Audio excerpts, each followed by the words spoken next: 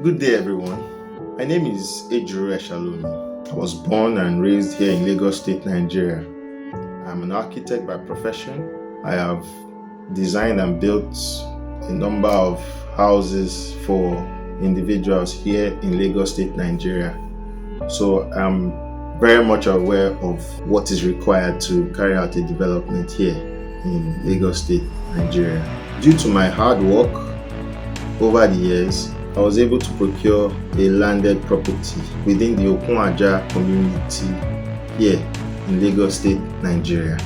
I carried out all due diligence in regarding this property. The property in question had a global C of O registered by the Lagos State government.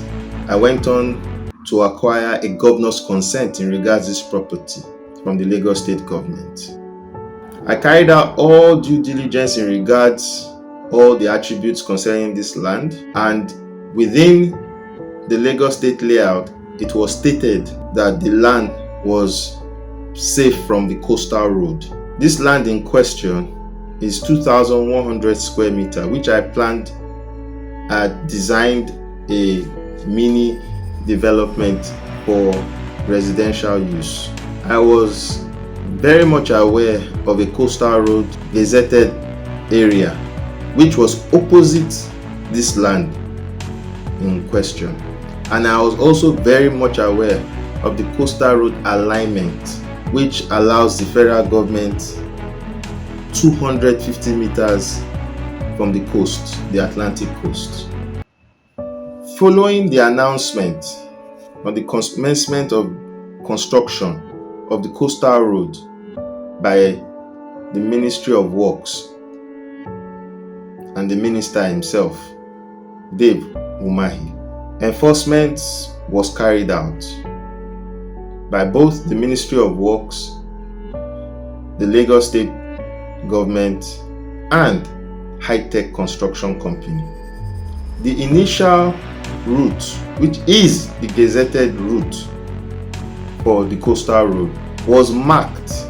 The buildings that existed on those routes was marked for demolition due to the fact that they existed on the coastal road. These markings, however, initially affected my fence due to the fact that the road was increased from 90 meters to 100 meters. I received a letter from Lagos State government in regards bringing my documents to show that I was the ideal or the actual owner of the property, which I did.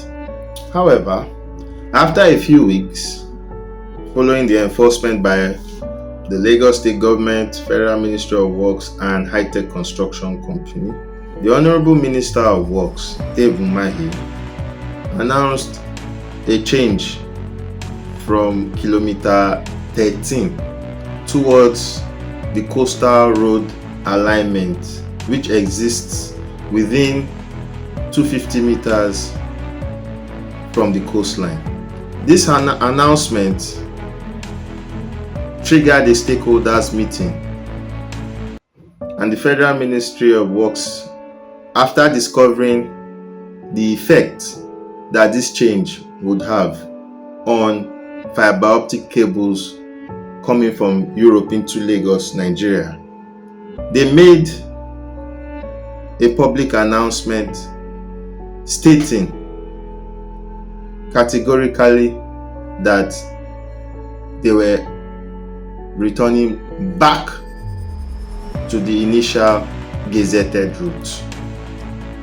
At the third stakeholders meeting held by the Ministry of Works on the Lagos-Calabar Coastal Highway, Minister of Works David Umahi invited stakeholders to voice their concerns regarding changes in the coastal road alignment. Now we have a situation where people already built on the gazetted coastal road, and you have existing communities that have customary ownership to that area, and the federal government wants to take a road across their community. It now brings an issue of law, whether the customary rights of the people is higher than the statutory right that the federal government has, or whether the federal government has a higher right than the customary right. So, Honorable Minister, I plead with you, let wisdom rule in respect to this coastal road. Thank you very much. The challenge there is that we have three critical infrastructure that are located on one spot. One is the to Africa cable, submarine cable, that crossed across 33 countries, connecting about 3 billion people. The corridor, as you have seen, based on the Liaramen now, is right passing on the submarine cable, and the other side also on the IPP. The submarine cable is a critical security national infrastructure. If it is affected, it's everybody that will be affected. We are therefore appealing that this critical infrastructure located at Mopo that the road be diverted back to the route of the original gazette. Responding to these concerns, the Minister of Works announced the cancellation of the new alignments in Okun Ajah. In this axis, the government has decided to adhere to the initial alignment. To the glory of God, to serve MTN, to Africa, Okun Ajah community, we are diverting completely from the new alignment, from the old alignment. And we are rejoining back to our new alignment at kilometer 25. Congratulations. Following this announcement, returning back to the original gazetted route by the Honorable Minister, it was to our amazement, myself including, as well as other stakeholders, that our properties were marked for demolition. This was done by the Ministry of Works, which deviated from the original gazetted route of the coastal alignment. Now, what is proposed is to go through the entire Okun Ajah community in order to get through to the coastal gazetted route. In concluding, myself and other stakeholders have been traumatized these past few weeks in regards the development. We have visited the Ministry of Works and we have laid our complaints that we are law-abiding citizens and we had done all due diligence in carrying out our developments. Bearing in mind that the gazetted road was established, we avoided this gazetted road. We have done nothing wrong to deserve our properties being taken away from us. We have done the proper documentation for our properties.